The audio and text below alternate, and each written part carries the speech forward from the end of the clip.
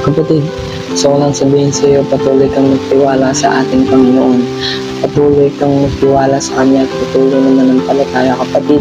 Nalulungkot ka man, may pinagdadaanan, may pagsubok, kapatid. Tandaan mo, nandiyan palagi ang ating Panginoon. Handa ka niyang palakasin, tulungan at ingatan. Patuloy ka lang magtiwala sa ating Diyos, kapatid. And ngayon, paalala ko sa iyo, huwag kang mahihiyang lumapit kay Kristo.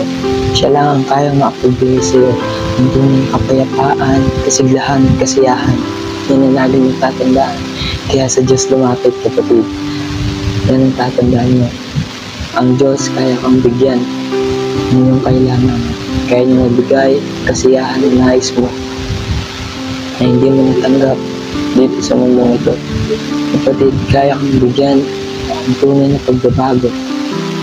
Kaya kanyang bigyan, kapatid. Kaya tandaan mo, nalulungkot ka man